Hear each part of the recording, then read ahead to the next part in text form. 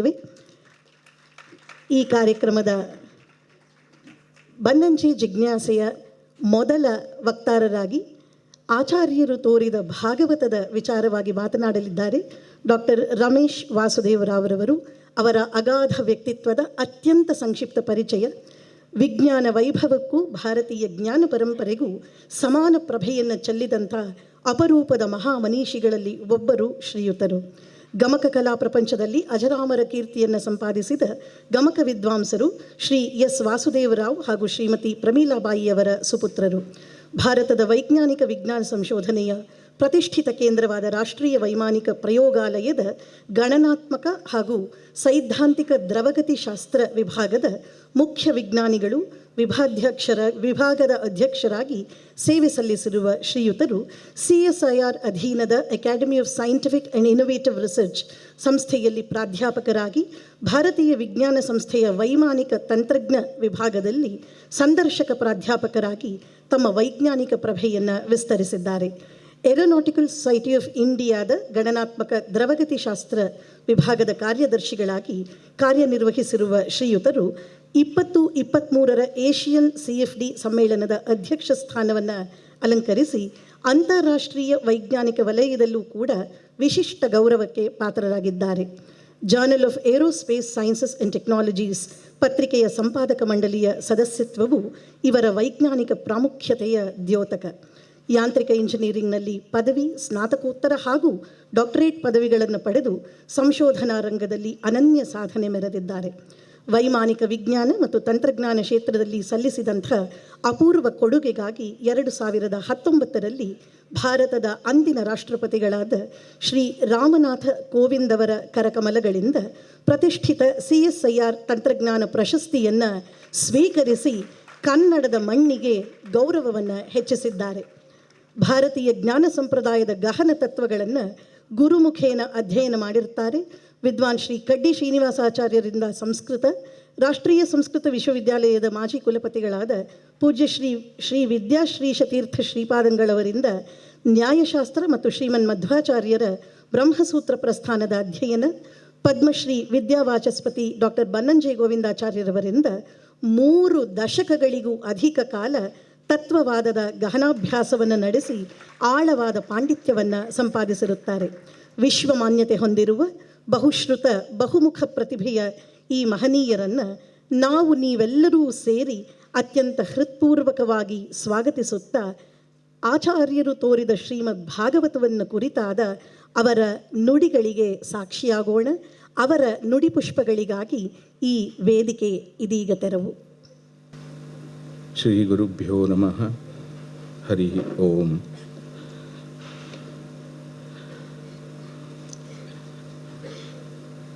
ಇಂಥ ವಿಶೇಷ ಸಂದರ್ಭದಲ್ಲಿ ಅತ್ಯಂತ ಹಿರಿಯರು ಇಲ್ಲಿ ಆಸೀನರಾಗಿದ್ದಾರೆ. ಪ್ರೇಕ್ಷಕರಲ್ಲೂ ಕೂಡ ವಿದ್ವಾಂಸರಿದ್ದೀರಾ, ಹಿರಿಯರಿದ್ದೀರಾ. ಮಾತನಾಡೋದು ಕಷ್ಟ, ಆದರೂ ಒಂದು ಧೈರ್ಯ, ಗುರುಗಳಲ್ಲಿ ಅಭ್ಯಾಸ ಮಾಡಿ ಮಾತನಾಡದೇ ಇದ್ದರೆ ಕರ್ತವ್ಯಚ್ಯುತಿ. ಇದು ಒಂದು ಉಪನಿಷತ್ತಿನಲ್ಲಿ ಬರತಕ್ಕಂಥ ಒಂದು ಪ್ರಮೇಯ. ಗುರುಗಳು ಯಾಕೆ ವಿದ್ಯೆ ಹೇಳ್ತಾರೆ ಅಂದರೆ, ಮುಂದಿನವರು ಅದು ಮುಂದಿನ ಜನಾಂಗಕ್ಕೆ ಕೊಡುವ ಒಂದು ಅವಶ್ಯಕವಾದಂಥ ಕ್ರಿಯೆ. ಈ ನಿಟ್ಟಿನಲ್ಲಿ ಭಾಗವತದ ಬಗ್ಗೆ ಒಂದು 20-25 ನಿಮಿಷದ ಒಳಗೆ, ಭಾಗವತದ ಬಗ್ಗೆ ಅಂತ ನೇರ ಅಲ್ಲ, ಭಾಗವತವನ್ನು ಹೆಂಗೆ ನಮ್ಮೆಲ್ಲರಿಗೂ ಕೂಡ ಸುಮಾರು 5-6 ದಶಕಗಳ ಕಾಲ ಇಡೀ ಭಾರತಾದ್ಯಂತ ವಿಶ್ವದ ಅನೇಕ ಅಮೇರಿಕ ಇತ್ಯಾದಿ ದೇಶಗಳಲ್ಲಿ ವಿಸ್ತಾರವಾಗಿ ಭಾಗವತದ ಬಗ್ಗೆ ಗುರುಗಳು ಅದರ ಜ್ಞಾನವನ್ನು ಕೊಟ್ಟಿದ್ದಾರೆ.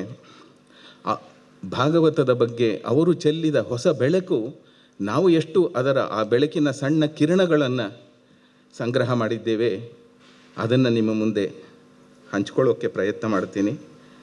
ವಿಶೇಷವಾಗಿ ಇಂಥ ಸಂದರ್ಭದಲ್ಲಿ ಈ ಅವಕಾಶವನ್ನು ಕೊಟ್ಟಂಥ ಪ್ರತಿಷ್ಠಾನಕ್ಕೆ ನಾನು ತುಂಬ ಋಣಿಯಾಗಿದ್ದೇನೆ. ಇನ್ನು ಭಾಗವತ ಪ್ರವೇಶ ಮಾಡುವ ಪ್ರಯತ್ನ ಮಾಡೋಣ. ನಮಗೆ ಭಾಗವತದ ಬಗ್ಗೆ ಆಚಾರ್ಯರು ಕೊಟ್ಟಿರತಕ್ಕಂಥ ಆಕರಗಳು 3. ಸುಮಾರು 50 ವರ್ಷಗಳ ಹಿಂದಿನ ಸಂದರ್ಭದಲ್ಲೇ ಅವರು ಸರ್ವಮೂಲವನ್ನು ಸಂಪಾದನೆ ಮಾಡತಕ್ಕಂಥ ಸಂದರ್ಭದಲ್ಲಿ ಅನೇಕ ಸರ್ವಮೂಲಗಳ ಅನೇಕ ಗ್ರಂಥಗಳಿಗೆ ಅವರು ಆ ಹೃಷಿಕೇಶ ತೀರ್ಥ ಪಾಠದ ಶುದ್ಧ ಪಾಠವನ್ನು ಕೊಟ್ಟರು. ಆ ಪಾಠವನ್ನು ಮೂಲವನ್ನು ಮಾತ್ರ ಕೊಡ್ತಾ ಹೋದರು. ಅದರ ಅರ್ಥವನ್ನು ತಮ್ಮ ಒಳಗೆ ಇಟ್ಟುಕೊಂಡು ಹೋದರು. ಯಾಕೆಂದರೆ ಅವರಿಗೆ ಕೊಟ್ಟಂಥ ಆ ಕೆಲಸ ಶುದ್ಧವಾದ ಪಾಠವನ್ನು ಕೊಡಬೇಕು ಅಂತ. ಅದನ್ನು ಹಲವಾರು ಬಾರಿ ವೈಯಕ್ತಿಕವಾಗಿ ನಾವು ಕೂತಾಗ ಅವರ ಆ ತುಡಿತಗಳನ್ನು ನಮ್ಮಲ್ಲಿ ಹಂಚಿಕೊಂಡಿದ್ದರು. ಮಾಡ್ತಾ ಹೋದರು. ಯಾವುದೋ ಒಂದು ಸಂದರ್ಭ ಈ ಭಾಗವತಕ್ಕೆ ಬಂದಾಗ ತಡೆಯೋಕ್ಕಾಗಲಿಲ್ಲ ಅಂತವ್ರು. ಇದರ ಪ್ರಕಾಶಕರು ಅವರ ಪರ್ಮಿಷನ್ನು ತೊಗೊಂಡಿರಲಿಲ್ಲ. ಬರೆದರು ಇವರು ಸೀದಾ ಆಚಾರ್ಯರ ಭಾಗವತ ತಾತ್ಪರ್ಯಕ್ಕೆ ವಿಸ್ತಾರವಾದ ಟಿಪ್ಪಣಿಯನ್ನು ಕೊಟ್ಟಿದ್ದಾರೆ. ಅದು ಎಷ್ಟಿದೆ ಅಂದರೆ ಇವತ್ತಿಗೂ ನಾವು ಮತ್ತೆ ಮತ್ತೆ ತಿರುಗಿಸ್ತಾ ಇರ್ತೀವಿ, ಮತ್ತೆ ಮತ್ತೆ ಮರೆತು ಹೋಗುತ್ತೆ, ಮತ್ತೆ ನಾವು ಜ್ಞಾಪಿಸ್ಕೋಬೇಕು. ಇದೊಂದನ್ನು ಗ್ರಂಥ ರೂಪದಲ್ಲಿ ಅವರು ನಮಗೆ ಕೊಟ್ಟಿದ್ದಾರೆ. ಅದು ಕಷ್ಟ, ಅದು ಎಲ್ಲರಿಗೂ ಅರ್ಥ ಆಗೋದಿಲ್ಲ. ಅದಕ್ಕೆಂದರೆ ಆ ಒಂದು ಸ್ತರದಲ್ಲಿ ನೇರ ಸಂಸ್ಕೃತ ವ್ಯಾಖ್ಯಾನದಿಂದ ಎಷ್ಟೋ ಕಷ್ಟದ ಪ್ರಮೇಯಗಳು ಬೇಗ ಬೋಧ ಆಗೋದಿಲ್ಲ. ಅದಕ್ಕೋಸ್ಕರ ಆಚಾರ್ಯರು ಇವಾಗಲೇ ನಾವು ಕೇಳಿದ್ದೇವೆ, ಸುಮಾರು 25,000ದಿಂದ 30,000 ಗಂಟೆಗಳ ಕಾಲ ಅವರು ಪ್ರವಚನ ಮಾಡಿದಂಥ ಭಾಗ ಇದೆ. ನೀವು ಅದರಲ್ಲಿ ನಾನು ಲೆಕ್ಕ ಮಾಡಿಲ್ಲ, ಸುಮಾರು ಎ ಬಿಗ್ ಫ್ರ್ಯಾಕ್ಷನ್ ಭಾಗವತದ ಮೇಲಿದೆ. ಏಕೆಂದರೆ ಇಡೀ 12 ಸ್ಕಂದಗಳನ್ನು ಬೇರೆ ಸಂದರ್ಭದಲ್ಲಿ ಬೆಂಗಳೂರಿನಲ್ಲೂ, ಮುಖ್ಯವಾಗಿ ಬೆಂಗಳೂರಿನಲ್ಲೇ ಇಡೀ 12 ಸ್ಕಂದವನ್ನು ಕೊಟ್ಟಿದ್ದಾರೆ. ಹೇಗೆ ಕೊಟ್ಟಿದ್ದಾರೆ ಅಂದರೆ ಇವತ್ತು ನಾವು ಕೇಳಿದ ಕಣ್ಣಲ್ಲಿ ನೀರು ಬರುತ್ತೆ. ಕಾರಣ ಇಷ್ಟೇ, ಕೂತು ಕೇಳಿದ್ವಿ, ಈಗ ಕೇಳಿದ್ರೆ ಕೇಳಿದ್ವಾ ಅಂತಂದು ಆ ಅನಿಸಿಕೆ ಬರುತ್ತೆ. ಕಾರಣ ಏನು ಅಂದರೆ ಅವರು ಯಾವುದೇ ಸ್ಥಳದಲ್ಲಿ ಎಷ್ಟೇ ಶ್ರೋತೃಗಳಿಗೆ ಕಮ್ಮಿ ಇರಲಿ ಜಾಸ್ತಿ ಇರಲಿ ಮೂಲಾರೂಢವಾಗಿ ತಮ್ಮ ಉಪನ್ಯಾಸವನ್ನು ಮಾಡ್ತಾಯಿದ್ರು. ಯಾವುದೇ ಮೂಲವನ್ನು ಹೇಳದೆ ನೇರ ಅದರ ಒಂದು ಸಾರಾಂಶ ಹೇಳಿ ಮುಗಿಸ್ಬೋದು, ಇಲ್ಲ ಎಲ್ಲ ಪ್ರವಚನಗಳು. ಹಾಗಾಗಿ ಅವರ ಪ್ರವಚನ ಇವತ್ತೇನಾಗಿದೆ, ಪ್ರವಚನಕ್ಕೂ ಪಾಠಕ್ಕೂ ವ್ಯತ್ಯಾಸ ಇಲ್ಲ. ಪ್ರವಚನ ಮಾಡಬೇಕಾದರೂ ಮೂಲಾರೂಢವಾಗಿ ಹೇಳೋರು, ಪಾಠ ಅಂತೂ ಮೂಲಾರೂಢವಾಗೇ ಆಗೋದು. ಹೀಗೆ 3 ಆಕರಗಳಲ್ಲಿ ನಮಗೆ ಭಾಗವತದ ಬಗ್ಗೆ ಹೊಸ ಬೆಳಕನ್ನು ಕೊಟ್ಟಂಥ ಸಂಗ್ರಹ ನಮಗೆ ಇದೆ. ಇದನ್ನು ನಾನು ಎಷ್ಟು ಕೊಡಬಲ್ಲೆ? ಈಗಾಗಲೇ 5 ನಿಮಿಷ ಮುಗೀತು. ಇನ್ನೊಂದು 20 ನಿಮಿಷದಲ್ಲಿ 12 ನಾನು ಇಲ್ಲಿ ಬರುವ ಮುಂಚೆ ಬೇರೆ ಒಂದು ತುಂಬ ಅವರದು ಅತ್ಯಂತ ವಿಶಿಷ್ಟವಾದ ಒಂದು ಕೊಡುಗೆ ಇದೆ ಭಾಗವತದಲ್ಲಿ. That is related to engineering, science, mathematics and measurement. ಅದನ್ನು ಹೇಳೋಣ ಅಂದ್ಕೊಂಡೆ, ಆಮೇಲೆ ಅನಿಸ್ತು, ಗಾಬರಿ ಆಯಿತು. ಅದನ್ನು ಹೇಳಿ ನಾನು ಹೇಳೋದೇನೋ ನೀವು ಏನೋ ಕೇಳೋದು, ಆಚಾರ್ಯರ ಕೊಡುಗೆ ಏನು ಅನ್ನೋದನ್ನು ನಿಮಗೆ ತಿಳಿಸುವಲ್ಲಿ ನಾನು ಸಫಲನಾಗದೇ ಇರ್ಬೋದು ಅನ್ನೋ ನನಗೆ ಬಂದಂಥ ಡೌಟು. ಹಾಗಾಗಿ ಅದನ್ನು ನಾನು ತಗೊಳ್ಳಿಲ್ಲ, ಆದರೂ ಅದನ್ನು ಮೆನ್ಷನ್ ಮಾಡ್ತೀನಿ. 12 ಸ್ಕಂದಗಳಿಂದ ಒಂದು 12 ರ್ಯಾಂಡಮ್ ಆಗಿ, ಯಾವುದಂತ ಎಲ್ಲಿ ಆಯ್ಕೆ ಮಾಡೋದು ಎಲ್ಲಿ ಬಿಡೋದು ಗೊತ್ತಿಲ್ಲ. 12 ಸ್ಕಂದಗಳಲ್ಲಿ ವಿಶೇಷವಾಗಿ ಭಾಗವತ ತಾತ್ಪರ್ಯದ ಹಿನ್ನೆಲೆಯಲ್ಲಿ ಆಚಾರ್ಯರ ತಪಸ್ಸಿನ ಮೂಲಕ ನಮಗೆ ಹೊಸ ಬೆಳಕನ್ನು ಏನು ಕೊಟ್ಟರು, ಆ 12 ವಿಷಯ ಇಲ್ಲಿ ನೋಟ್ ಮಾಡ್ಕೊಂಡು ಬಂದಿದ್ದೀನಿ. 1ರಿಂದ ಶುರು ಮಾಡ್ತೀನಿ, ನನ್ನ ಸಮಯ ಬಂದಾಗ ನಿಲ್ಲಿಸ್ತೀನಿ. ಮೊದಲನೆಯದಾಗಿ ಶುರುವಿನಲ್ಲೇ ಜನ್ಮಾದ್ಯಸ್ಯ ಯತೋನ್ವಯಾತ್ ಇತರತಶ್ಚಾರ್ಥೇಷು ಅಭಿಜ್ಞಸ್ವರಾಟ್. ಇನ್ನು ಮುಂದುವರ್ಸಲ್ಲ, ಇದೇ ಟೈಮ್ ಆಗೋಗುತ್ತೆ. ಇದು ಯಾಕೆ ಹೇಳಿದೆ ಅಂದರೆ, ನಮ್ಮ ಪೂಜ್ಯ ತಂದೆಯವರು ಮತ್ತು ಆಚಾರ್ಯರು ಕೃಷ್ಣನ ಮುಂದೆ 15 ದಿವಸಗಳ ಕಾಲ ಭಾಗವತವನ್ನು ನಮ್ಮ ತಂದೆ ಗಮಕ ಹಾಡ್ತಾ ಇದ್ದರು. ಅದು ಕೇಳಿ ಏನೋ ಒಂದಷ್ಟು 2 ಹೇಳ್ತೀನಿ ಅಷ್ಟೇ. ಈ ಶ್ಲೋಕದಿಂದಲೇ ಆಚಾರ್ಯರ ಕೊಡುಗೆ ನಮಗೆ ಆ ಪುಸ್ತಕ ತೆಗೆದರೆ ಗೊತ್ತಾಗುತ್ತೆ. ಸತ್ಯಂ ಪರಂ ಧೀಮಹಿ. ಕೊನೆಯಲ್ಲಿ ಇದರ ಮುಖ್ಯ ಈ ಗ್ರಂಥದ ಉದ್ದೇಶ ಏನು ಅಂದರೆ ಸತ್ಯಶಬ್ದನಾದಂಥ ಭಗವಂತನನ್ನು ನಾವೆಲ್ಲರೂ ಕೂಡ ಧ್ಯಾನ ಮಾಡಬೇಕು ಅಂತ ಹೇಳ್ತಾರೆ. ಇದಕ್ಕೆ ಆಚಾರ್ಯರು ತಾತ್ಪರ್ಯದಲ್ಲಿ ಮಧ್ವಾಚಾರ್ಯರು ಸತ್ಯ ಶಬ್ದಕ್ಕೆ ತಮ್ಮ ಸ್ವಂತ ವಾಕ್ಯದಿಂದ ವಿವರಣೆ ಕೊಟ್ಟು ಆ ವಿವರಣೆಯನ್ನು ಬಲಪಡಿಸತಕ್ಕಂಥ ಒಂದು ಪ್ರಮಾಣವನ್ನು ಕೊಡ್ತಾರೆ. ಏನು ಸತ್ಯ ಅಂತಂದರೆ ನಿರ್ದುಃಖ ನಿತ್ಯ ನಿರತಿಶಯಾನಂದ ಅನುಭವ ಸ್ವರೂಪಂ. ಎಂಥ ಭಗವಂತ ಅಂದರೆ ದೋಷದ ಸ್ಪರ್ಶ ಇಲ್ಲದ ಅನಾದ್ಯನಂತ ಕಾಲದಿಂದ ಜ್ಞಾನ ಆನಂದ ಸ್ವರೂಪನಾಗಿರತಕ್ಕಂಥವನು ಅಂತ ಈ ವಾಕ್ಯದ ಒಂದು ಸಾರಾಂಶ. ಇದಕ್ಕೆ ಒಂದು ಪ್ರಮಾಣವನ್ನು ಕೊಡ್ತಾರೆ. ಸರಿ, ಇಷ್ಟು ವಿಷಯ ಆಯಿತು. ಅಂದರೆ ಇಡೀ ಭಾಗವತದ ವಿಷಯ ಏನು ಅಂತಂದರೆ ಇಂಥ ಭಗವಂತನ ಬಗ್ಗೆ ನಾವು ತಿಳಿದುಕೊಳ್ಳಬೇಕು. ಆ ತಿಳುವಳಿಕೆಯನ್ನು ಈ ಗ್ರಂಥದಲ್ಲಿ ನಾನು ನಿಬದ್ಧಗೊಳಿಸಿದ್ದೇನೆ ಅಂಥೇಳಿ ವೇದವ್ಯಾಸರು ಹೇಳಿದರು. ಸರಿ, ಒಂದು ಸತ್ಯ ಶಬ್ದಕ್ಕೆ ಇಷ್ಟುದ್ದ ವಾಕ್ಯ ಕೊಟ್ಟರಲ್ರಿ. ಒಂದು ಪದ ಹೇಳಿ ಆ ಪದಕ್ಕೆ ಇಷ್ಟುದ್ದ ಅರ್ಥ ಹೇಳಿದ್ರೆ ಆ ಪದದಿಂದ ಈ ಅರ್ಥ ಬರುತ್ತೋ ಅಂತಂದರೆ ಅದನ್ನು ಗುರುಗಳು ಮಾಡಿ ತೋರಿಸಿದ್ದಾರೆ. ಏನಂತ ಮಾಡಿಸಿದ್ರು? ಸತ್ಯ ಶಬ್ದ ಇದಲ್ಲ, ಇದರಲ್ಲಿ ಸತ್ ತಿ ಮತ್ತು ಯಂ, ಸತ್ಯಂ. ಇದರ ವ್ಯಾಖ್ಯಾನ ಮಾಡೋದಿಲ್ಲ, ಅದು ಗುರುಗಳು ಬರೆದಿದ್ದಾರೆ. ಈ 3 ಅಕ್ಷರಗಳಿಂದ ಇಷ್ಟೂ ಅರ್ಥ ಬರುತ್ತೆ ಅನ್ನುವುದನ್ನು ನಾವು ಪುಸ್ತಕ ತೆಗೆದ ತಕ್ಷಣ ಗೊತ್ತಾಗತ್ತೆ.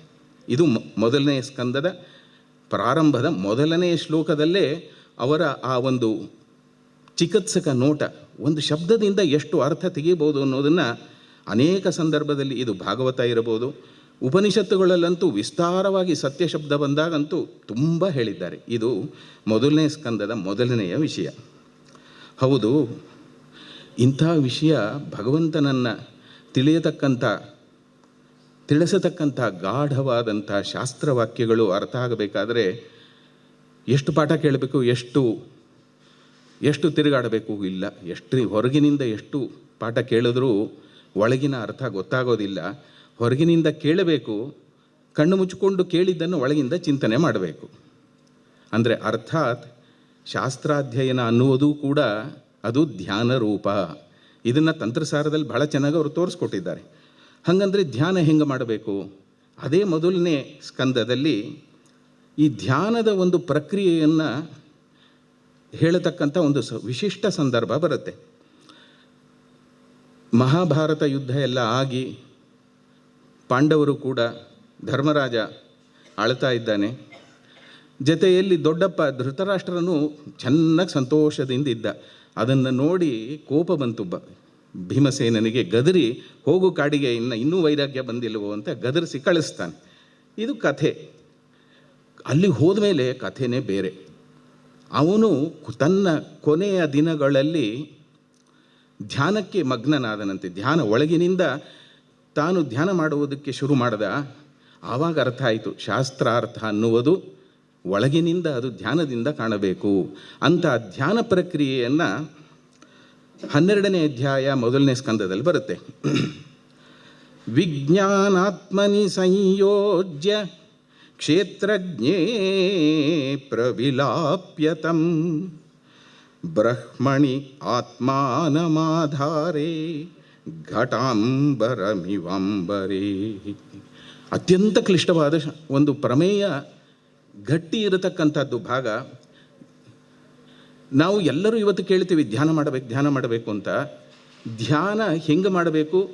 ಧ್ಯಾನದ ಸಮಯದಲ್ಲಿ ನಮ್ಮ ಮನೋವೃತ್ತಿ ಹೆಂಗಿರಬೇಕು, ಇದನ್ನು ಹೇಳ್ತಕ್ಕಂಥದ್ದು ಇದು. ಅದರ ವಿಸ್ತಾರ ಮಾಡೋದಿಲ್ಲ. ಇದರ ವಿಷಯ ಬರೋದೇನು ಅಂದರೆ, ಧ್ಯಾನದಲ್ಲಿ ಕೂತಾಗ ಅವಶ್ಯಕವಾಗಿ ನಾವೆಲ್ಲರೂ ಕೂಡ ಚಿಂತನೆ ಮಾಡಬೇಕಾದ್ದು, ಮರೆಯಬಾರದ್ದು ಯಾವುದು ಅಂದರೆ, ನಾವೆಲ್ಲರೂ ಕೂಡ ಹಿರಿಯ ಚೇತನನಾದಂಥ ಜೀವ ಕಲಾಭಿಮಾನಿ ಅಂತ ಶಾಸ್ತ್ರೀಯ ಪರಿಭಾಷೆಯಲ್ಲಿ ಏನು ಕರೀತಾರೆ ಅಂಥ ಚತುರ್ಮುಖನಲ್ಲಿ ನಾವು ಅಧೀನರಾಗಿದ್ದೇವೆ. ಯಾಕೆಂದರೆ ಅವನಿಂದಲೇ ನಾವೆಲ್ಲ ಸೃಷ್ಟಿಯಾಗಿರೋದು. ಅಂಥ ಚತುರ್ಮುಖನೂ ಕೂಡ ಎಲ್ಲರಲ್ಲೂ ನೆಲೆಗೊಂಡಂಥ ಅಂತರ್ಯಾಮಿಯಾದಂಥ ಭಗವಂತನಲ್ಲಿ ಶರಣಾಗಿದ್ದಾನೆ. ಆ ಅಂತರ್ಯಾಮಿಯಾದಂಥ ಭಗವಂತ ಶರಣಾಗಿಲ್ಲ, ತನ್ನದೇ ವ್ಯಾಪ್ತ ರೂಪದಲ್ಲಿ ನೆಲೆಗೊಂಡಿದ್ದಾನೆ ಅಂತ. ಇಷ್ಟು ಈ ಧ್ಯಾನ ಪ್ರಕ್ರಿಯೆಯಲ್ಲಿ ಎಲ್ಲರೂ ಅವಶ್ಯವಾಗಿ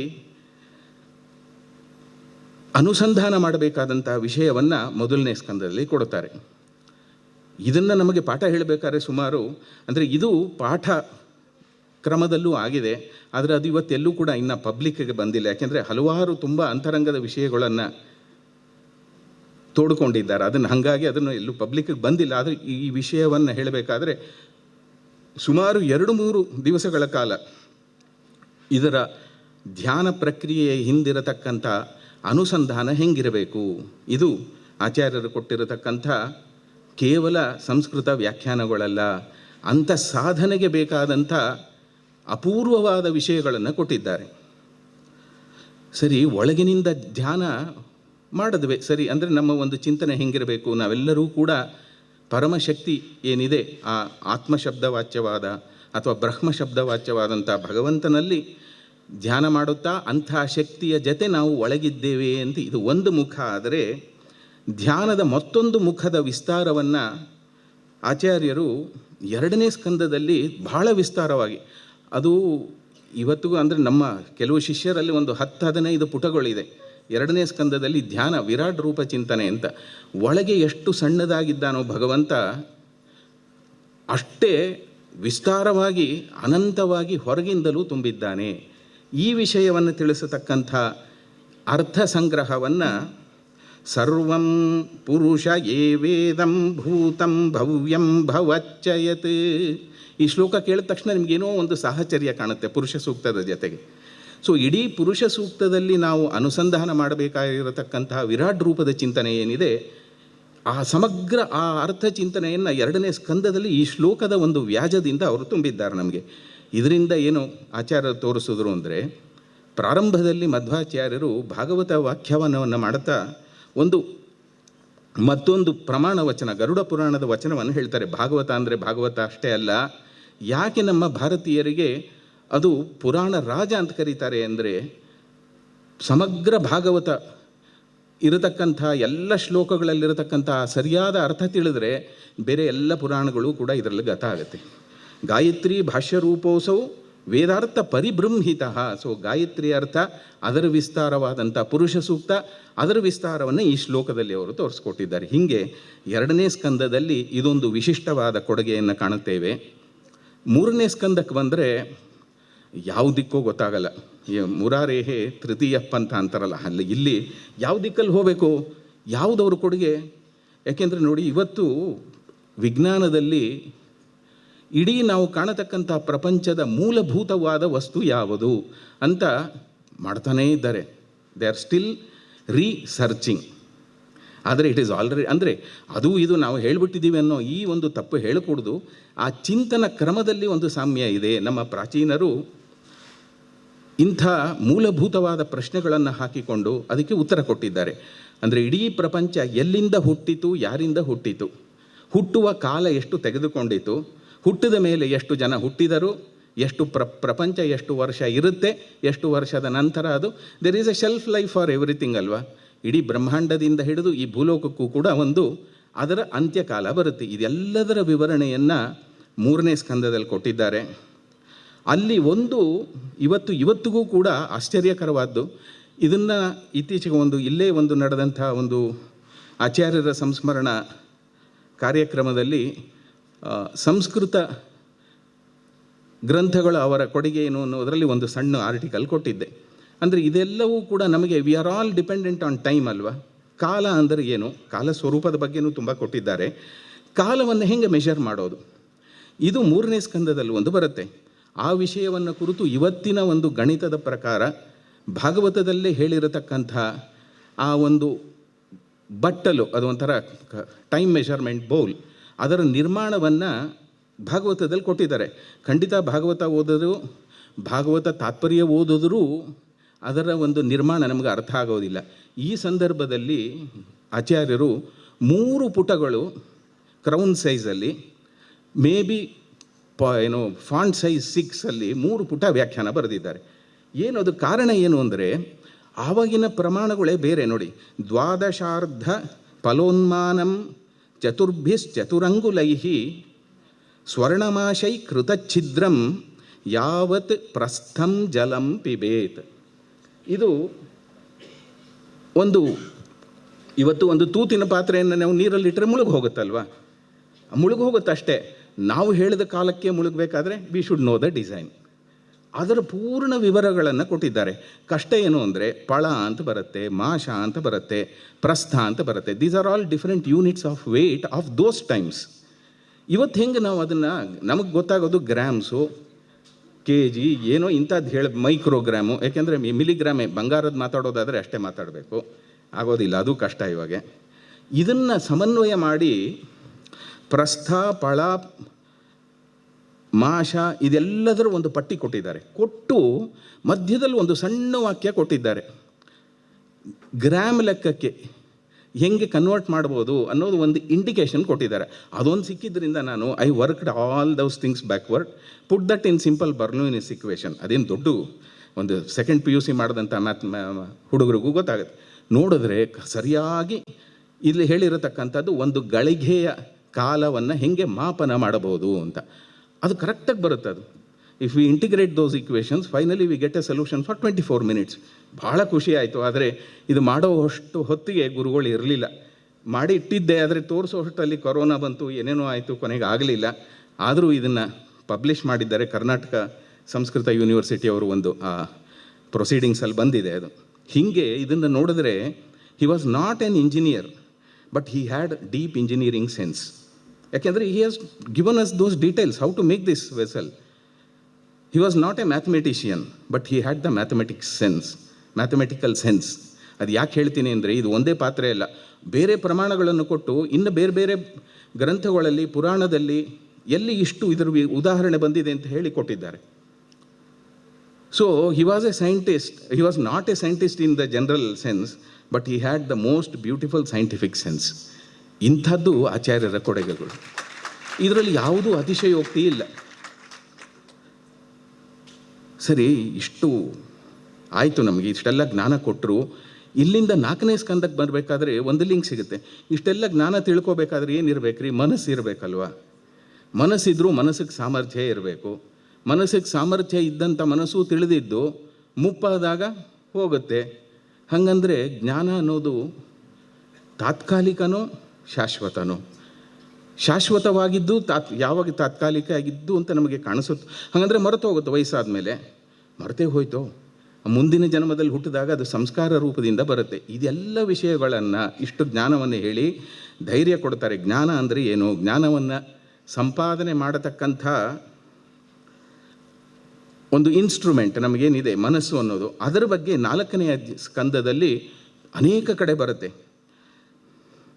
ಯದಾರತಿರ್ಬ್ರಹ್ಮಣಿ ನೈಷ್ಠಿಕೀ ಪುಮಾನ್ ಆಚಾರ್ಯವಾನ್ ಜ್ಞಾನವಿರಾಗರಂ ಹಸ ದಹತ್ಯ ಬೀಜಂ ಹೃದಯಂ ಜೀವಕೋಶಂ ಪಂಚಾತ್ಮಕಂ ಯೋನಿಮಿವ ಉತ್ಥಿತೋಗ್ನಿ. ಬಹಳ ಕ್ಲಿಷ್ಟವಾದ ಶ್ಲೋಕಗಳು. ಇದರ ವಿಷಯ ಇಷ್ಟು: ಜೀವ ಯಾವತ್ತೂ ಅವನು ಚಿನ್ಮಯ, ಜ್ಞಾನ ಸ್ವರೂಪನೇ. ಆದರೆ ನಮಗೆ ಜ್ಞಾನ ಇದೆ ಅಂತ ನೇರವಾಗಿ ನಮಗೆ ಎಚ್ಚರಿಕೆ ಬರುತ್ತಿಲ್ಲ. ಯಾಕೆಂದರೆ ನಮಗೆ ಆವರಕವಾಗಿ ಪಾಂಚಭೌತಿಕವಾದಂಥ ಈ ದೇಹ ಇದೆ. ಪಾಂಚಭೌತಿಕವಾದ ಈ ದೇಹದಲ್ಲಿ ಮುಖ್ಯವಾದ ಅಂಗ ಮನಸ್ಸು, ಅದು ಜಡ. ಈ ಜಡವಾದ ಈ ಇನ್ಸ್ಟ್ರೂಮೆಂಟಿಂದ ನಮ್ಮೊಳಗಿರತಕ್ಕಂಥ ಎಚ್ಚರಿಕೆಯನ್ನೇ ಅದು ಮತ್ತೆ ಎಚ್ಚರಿಸುತ್ತೆ. ಇಷ್ಟು ವಿವರವನ್ನು ಮತ್ತು ಇದರ ವಿಸ್ತಾರದ ಭಾಗವನ್ನು ಈ ಭಾಗದಲ್ಲೂ ಮತ್ತು 4ನೇ ಸ್ಕಂದದಲ್ಲೇ ಇದನ್ನು ಪಾರಿಭಾಷಿಕ ಶಬ್ದಗಳಲ್ಲಿ ಹೇಳೋದಾದರೆ ವೃತ್ತಿಜ್ಞಾನ, ಸ್ವರೂಪ ಜ್ಞಾನ, ಏನೇನೋ ಇದು ಗಾಬರಿಯಾಗೋಗುತ್ತೆ ಈ ಶಬ್ದಗಳು. ನಮಗೆ ಇದೆಲ್ಲ ಯಾಕೆ ಅರ್ಥ ಆಯಿತು ಅಂದರೆ, ಯಾವತ್ತೂ ಇಂಥ ಕೇವಲ ಪಾರಿಭಾಷಿಕ ಶಬ್ದಗಳನ್ನು ಉದುರಿಸಿ ನಮಗೆ ಗಾಬರಿ ಪಡಿಸಿದವರಲ್ಲ. ಅರ್ಥ ಎಲ್ಲ ಹೇಳಿ ಆಮೇಲೆ ಪಾರಿಭಾಷಿಕ ಶಬ್ದ ಇದು ಇದಕ್ಕೆ ಅಂತ ಹೇಳೋರು. ಹೀಗೆ ಅವರ ಕೊಡುಗೆಯನ್ನು ನಾವು ಹೇಳಿ ಮುಗಿಸುವಂಥದ್ದು ಆಗೋದಿಲ್ಲ. ಇದೆಲ್ಲ ಆಯಿತು. 5ನೇ ಸ್ಕಂದಕ್ಕೆ ಏನು ಅವ್ರ ಕೊಡುಗೆ ಅಂದರೆ, ಅಲ್ಲಪ್ಪ ಮನಸ್ಸು ಬೇಕು ಅಂದರೆ ದೇಹ ಬೇಕು, ದೇಹ ಬೇಕು ಅಂದರೆ ದೇಹ ಬಂತು, ದೇಹ ಬೇಕು ಅಂದರೆ ದೇಹ ಊರಕ್ಕೆ ನೆಲ ಬೇಕು. ಸೊ 5ನೇ ಸ್ಕಂದದಲ್ಲಿ ಇಡೀ ಎಲ್ಲ ನಾವು ನೆಲ ಊರಿರತಕ್ಕಂಥ ಈ ಲೋಕಗಳ ವಿಸ್ತಾರ ಬರುತ್ತೆ. ಲೋಕಗಳ ವಿಸ್ತಾರ ಬಂದಾಗ ಅದರದೇ ಆದ ಪರಿಭಾಷೆ. ಇವತ್ತಿನ ನಾವು ಆಸ್ಟ್ರಾನಮಿ ಅಥವಾ ಇವತ್ತಿನ ಒಂದು ಜಿಯೋಗ್ರಫಿ ತೊಗೊಂಡ್ರೆ ಪೂರ್ಣವಾಗಿ ನಾವು ಸಮನ್ವಯ ಮಾಡೋಕ್ಕಾಗೋದಿಲ್ಲ. ಅದಕ್ಕೆ ಆಚಾರ್ಯರೇ ಒಂದು ರೀತಿಯಾದಂಥ ಸಮಾಧಾನ ಹೇಳ್ತಾ ಇದ್ದರು, ಅದು ಮತ್ತೊಂದು ಸಂದರ್ಭದಲ್ಲಿ ನೋಡೋಣ. ಅಂತೂ ಇವಾಗಿರತಕ್ಕಂಥ ನಾವು ಭರತ ವರ್ಷ ಅಂತ ಏನು ಹೇಳ್ತೇವೆ, ಈ ಭರತ ವರ್ಷ ಜಂಬೂದ್ವೀಪದ ಒಂದು ಭಾಗ. ಸೊ ಜಂಬೂದ್ವೀಪದಲ್ಲಿ 9 ವರ್ಷಗಳಿದೆ. ಅಂದರೆ ನಾವು ನೆಲ ಊರಕ್ಕೆ ಜ್ಞಾನ ಪಡಿಬೇಕು ಅಂದರೆ ದೇಹ ಬೇಕು, ದೇಹ ಕೊಟ್ಟರೆ ನೆಲ ಊರಕ್ಕೆ ನೆಲ ಬೇಕು. ಇಷ್ಟು ಹೀಗೆ ಒಂದೊಂದು ಸಂಬಂಧವನ್ನು ನೋಡುತ್ತಾ 5ನೇ ಸ್ಕಂದಕ್ಕೆ ಬಂದಾಗ ಇಡೀ ನಾವೆಲ್ಲರೂ ಕೂಡ ನೆಲ ಊರುವಂತೆ ಭಗವಂತ ಏನು ಈ 9 ವರ್ಷಗಳಿಂದ ಕೂಡಿರತಕ್ಕಂಥ ಜಂಬೂದ್ವೀಪವನ್ನು ಕೊಟ್ಟಿದ್ದಾನೆ, ಇದೆಲ್ಲರೂ ನಾವು 5ನೇ ಸ್ಕಂದದಲ್ಲಿ ಹೇಳ್ತೀವಿ. ಇಲ್ಲಿ ಆಚಾರ್ಯರ ಕೊಡುಗೆ ನನಗೆ ತಿಳಿದ ಮಟ್ಟಿಗೆ ವ್ಯಾಖ್ಯಾನ ಪರಂಪರೆಯಲ್ಲೂ ಶಬ್ದಕ್ಕೆ ಅರ್ಥ ಇದೆ ಹೊರತು ಶಬ್ದದಾಚೆ ಇರತಕ್ಕಂಥ ಭಗವತ್ ಸ್ವರೂಪವನ್ನು ಮುಟ್ಟುವುದು ಬಹಳ ಕಷ್ಟ. ಇಲ್ಲಿ ಅದನ್ನು ಮಾಡಿದ್ದಾರೆ. ಹೇಗೆ ಅಂದರೆ ಜಂಬೂದ್ವೀಪದ ಪ್ರತಿಯೊಂದು ವರ್ಷದಲ್ಲೂ ಭಗವಂತನ 9 ರೂಪಗಳು ಇದೆ ಅಂತೆ. ಬರೀ ರೂಪದ ಹೆಸರು ಹೇಳಲಿಲ್ಲ, ಒಂದು ಹೇಳ್ತೀನಿ ನೋಡಿ, ಯಾಕೆಂದರೆ the very chanting is energising. ಅತ್ರಾಪಿ ಜಂಬೂದ್ವೀಪೇ ಭಾರತಂ ಇತ್ಯಾದಿಯಾಗಿ 5ನೇ ಸ್ಕಂದದ ಒಂದು ಭಾಗದಲ್ಲಿ ಬರುತ್ತೆ. ನವಸ್ವಪಿ ವರ್ಷೇಶು ಭಗವಾನ್ ನಾರಾಯಣೋ ಮಹಾಪುರುಷಃ. ಅದು ನೋಡಿ, ಅದು ಪುರುಷ ಅಂತ ಹೊಟ್ಟೋಯ್ತು, ಅದಕ್ಕೂ ಬೇರೆ ಅರ್ಥ ಇದ್ದಾನೆ. ಪುರುಷ ಹರಿವರ್ಷೇ ಚಾಪಿ ಭಗವಾನ್ ನರಸಿಂಹ ರೂಪೇಣ ಆಸ್ತೆ ಅಂತ ಹೇಳಿ 9 ವರ್ಷಕ್ಕೂ ಒಂದು ಭಗವದ್ ರೂಪವನ್ನು ಹೇಳಿ ಪ್ರತಿಯೊಂದು ಆ ವರ್ಷದಲ್ಲೂ ಕೂಡ ಆ ಭಾಗದಲ್ಲಿ ಏನು ಭಗವದ್ ರೂಪ ಇದೆ ಅದಕ್ಕೊಂದು ಮಹಾಮಂತ್ರವನ್ನು ಕೊಟ್ಟಿದ್ದಾರೆ. ಓಂ ನಮೋ ಭಗವತೆ ನರಸಿಂಹಾಯ ತೇಜಸ್ತೇಜಸೆ ಆವಿರಾವಿರ್ಭವ ವಜ್ರನಖ ವಜ್ರದಂಷ್ಟ್ರ ಕರ್ಮಾಶಯಾನ್ ರಂಧಯ ತಮೋಗ್ರಸ ಸ್ವಾಹ ಅಭಯಂ ಆತ್ಮನೇ ಭೂಯಿಷ್ಠ ಓಂ ಕ್ಷೋಂ. ಹೀಗೆ 9 ಮಹಾಮಂತ್ರಗಳನ್ನು, ಇದರ ವಿಸ್ತಾರವಾದ ಅರ್ಥ ರಹಸ್ಯವನ್ನು ನಮಗೆ 5ನೇ ಸ್ಕಂದದಲ್ಲಿ ಆಚಾರ್ಯರು ಕೊಟ್ಟಿದ್ದಾರೆ. ಇವತ್ತೂ ಇದೆ. ಕಳಕಳಿಯ ಪ್ರಾರ್ಥನೆ, ಎಲ್ಲರೂ ಇದನ್ನು ಕೇಳಬೇಕು ಅಂತ ಹೇಳಿ ಅವರು ಕೊಟ್ಟು ಹೋಗಿರೋದು. ಇಂಥ ವಿಶೇಷ ಕೊಡುಗುಗಳಿದೆ. ಇನ್ನು ಒಂದು, so that at least I reach half of 12 Skanda's. ಬಹಳ ಮುಖ್ಯವಾದ ಇಂಥ ಮಂತ್ರಗಳನ್ನು ಕೇಳಿ ನೆಲೆ ಊರುವುದಕ್ಕೆ ನೆಲ ಕೊಟ್ಟ, ನೆಲದ ಮೇಲೆ ದೇಹ ಇಟ್ಟ, ದೇಹದೊಳಗೆ ನಮ್ಮನ್ನು ಕೂರಿಸಿ ಏನು ಮಾಡಬೇಕು, ನಾವು ಯಾರು ಅನ್ನೋದು ನಮಗೆ ತಿಳಿಬೇಕಲ್ವ. ಇಂಥ ಒಂದು ವಿಶೇಷವಾದಂಥ ಧ್ಯಾನದ ಪ್ರಕ್ರಿಯೆಯಿಂದ ಏನು ಮಾಡಬೇಕು ಅಂದರೆ ಫಸ್ಟು ನಾವು ಎಷ್ಟಿದ್ದೇವೆ ಅನ್ನೋ ಲಿಮಿಟೇಷನ್ ಗೊತ್ತಾಗಬೇಕು. ಇದನ್ನೇ ಜೀವಸ್ವರೂಪ ಸಾಕ್ಷಾತ್ಕಾರ ಅಂದರೆ when we know what we are, we know our limitations. ಯಾಕಿದು ಮುಖ್ಯ ಆಗುತ್ತೆ ಅಂದರೆ ನಮ್ಮ ಸಾಮರ್ಥ್ಯ ಎಷ್ಟು ಅಂತ ತಿಳಿದಾಗ ನಮ್ಮ ಸಾಮರ್ಥ್ಯಕ್ಕನುಗುಣವಾಗಿ ಅನಂತವನ್ನು ಶಾಂತವಾಗಿ ನಮ್ಮಲ್ಲಿ ತುಂಬಿಸ್ಕೊತೇವೆ. ಇಂಥ ಒಂದು ವಿಶೇಷವಾದಂಥ ಪ್ರಮೇಯವನ್ನು 6ನೇ ಸ್ಕಂದದಲ್ಲಿ ಕೊಡ್ತಾರೆ. ಇದನ್ನು ನಾನು ಇತ್ತೀಚೆಗೆ ಕಲ್ಲಹಳ್ಳಿಯಲ್ಲೂ ಕೂಡ ಸ್ವಲ್ಪ ವಿಸ್ತಾರವಾಗಿ ಹೇಳಿದೆ. ಪ್ರತಿಯೊಬ್ಬ ಜೀವನೂ ಕೂಡ ಧ್ಯಾನದ ಮೂಲಕ ತಿಳಿಯಬೇಕಾದ್ದು ಏನು ಅಂದರೆ, ನಾನು ಕೂಡ ಒಂದು ಸಣ್ಣ ಚೈತನ್ಯ ಶಕ್ತಿ ಸ್ವರೂಪ. ಇಷ್ಟ ಆಯಿತು. ಏನು ಶಕ್ತಿ ಸ್ವರೂಪದ ವಿಶೇಷ ಏನು, ಇದನ್ನು ತಮ್ಮ ಅಡಿ ಟಿಪ್ಪಣಿಯಲ್ಲಿ ಬಹಳ ವಿಸ್ತಾರವಾಗಿ ಕೊಟ್ಟಿದ್ದಾರೆ. ಅದು ಯಾವ ಭಾಗದಲ್ಲಿ ಅಂದರೆ, ಇವತ್ತು ನಾವು ಅನೇಕ ಗೀತೆಗಳನ್ನು ಕೇಳಿದ್ದೇವೆ. ಇನ್ನೊಂದು 2-3 ನಿಮಿಷ ಇದೆ. ಗೋಪಿ ಗೀತೆ, ಉದ್ಧವ ಗೀತೆ, ನಾರದ ಗೀತೆ. ನಾನು ಅದಕ್ಕೊಂದು ಸೇರಿಸೋದುಂಟು, ದಕ್ಷ ಗೀತೆ ಅಂತ. ದಕ್ಷ ಪ್ರಜಾಪತಿ ಅವನಿಗೂ ಕೂಡ ಅಂದರೆ 6ನೇ ಸ್ಕಂದದಲ್ಲಿ ಬರತಕ್ಕಂಥ ಭಾಗದಲ್ಲಿ ತಾನೂ ಸೃಷ್ಟಿಗೆ ಒಂದು ಹಂತದಲ್ಲಿ ತೊಡಗಿಸ್ಕೋಬೇಕಾಗಿತ್ತು. ಆ ಸಂದರ್ಭದಲ್ಲಿ ಭಗವಂತನನ್ನು ಸ್ತೋತ್ರ ಮಾಡ್ತಾನೆ. ಆ ಸಂದರ್ಭದಲ್ಲಿ ಬರತಕ್ಕಂಥದ್ದಿದು. ಮನೀಷಿಣೋ ಅಂತರ್ಹೃದಿ ಸನ್ನಿವೇಶಿತಂ ಸ್ವಶಕ್ತಿಭಿರ್ನವಭಿಶ್ಚ ತ್ರಿವೃದ್ಭಿಃ ವಹ್ನಿಂ ಯಥಾ ದಾರುಣಿ ಪಾಂಚದಶ್ಯಂ ಮನೀಷಯ ನಿಷ್ಕಷಂತೀಹ ಗೂಢಂ. ನಾವೆಲ್ಲರೂ ಈ ಬಂಗಾರವನ್ನು ಸಾಣೆ ಇಡೋದು ಅಂತ ಹೇಳ್ತಾರಲ್ಲ, ಹಾಗೆ ನಮ್ಮನ್ನು ನಾವು ಧ್ಯಾನ ಎಂಬತಕ್ಕಂಥ ಪ್ರಕ್ರಿಯೆಯಿಂದ ಸಾಣೆ ಇಟ್ಟಾಗ ನಮ್ಮಲ್ಲಿರತಕ್ಕಂಥ 9 ಚೈತನ್ಯ ಸ್ವರೂಪಗಳು ಅಭಿವ್ಯಕ್ತವಾಗತ್ತೆ. ಆ 9 ಚೈತನ್ಯ ಸ್ವರೂಪ ನಮ್ಮದೇ. ಅದನ್ನು ಅಭಿವ್ಯಕ್ತಗೊಳಿಸಬೇಕಾದ್ರೆ ಭಗವಂತನ 9 ರೂಪ ಅನುಗ್ರಹ ಮಾಡಬೇಕು ಅಂತ ಹೇಳಿ ವಿಸ್ತಾರವಾಗಿ ಹೇಳ್ತಾರೆ. ಯಾವುದದು ಇದನ್ನು ಹೇಳಿ ನನ್ನ ಮಾತನ್ನು ಮುಗಿಸ್ತೀನಿ. ನಾವೆಲ್ಲರೂ ಕೂಡ 9 ವಿಧದ there are 9 aspects of every soul. ಯಾವುದದು?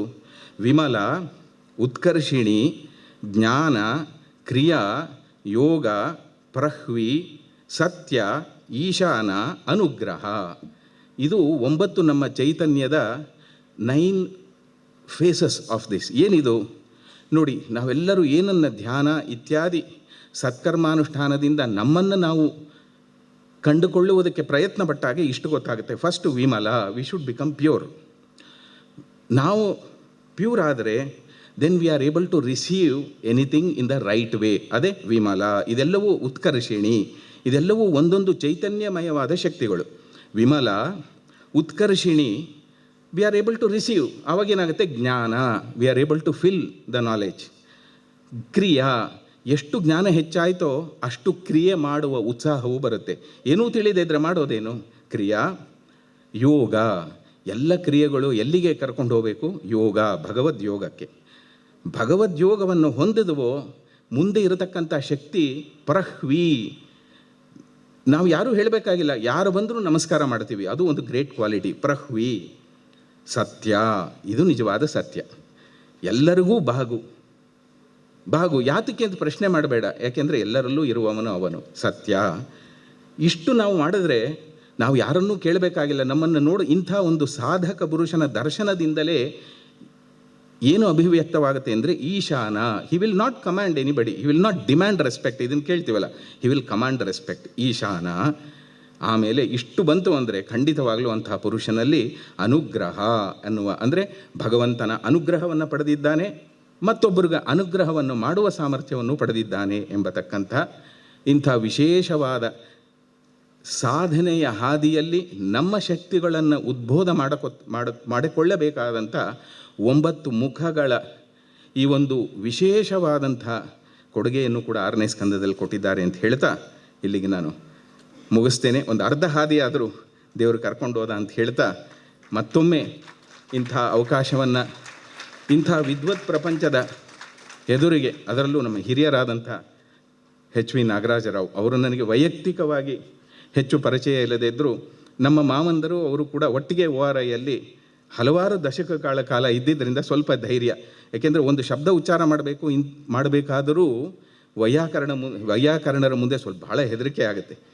ಹಾಗಾಗಿ ನಾನು ಸಾಮಾನ್ಯವಾಗಿ ಚೀಟಿ ಇಟ್ಕೊಳ್ಳೋದೇ ಇದ್ದರೂ ಚೀಟಿ ಇಟ್ಕೊಂಡು ತಪ್ಪು ಮಾಡಿಲ್ಲ ಅಂತ ಅನ್ಕೊತೀನಿ ಅಂತ ಇಷ್ಟು ಹೇಳ್ತಾ ನನ್ನ ಮಾತುಗಳನ್ನು ಮುಗಿಸ್ತೇನೆ. ಭೂಯಿಷ್ಠಾಂತೆ ನಮ ಉಕ್ತಿಂ ವಿಧೇಮ.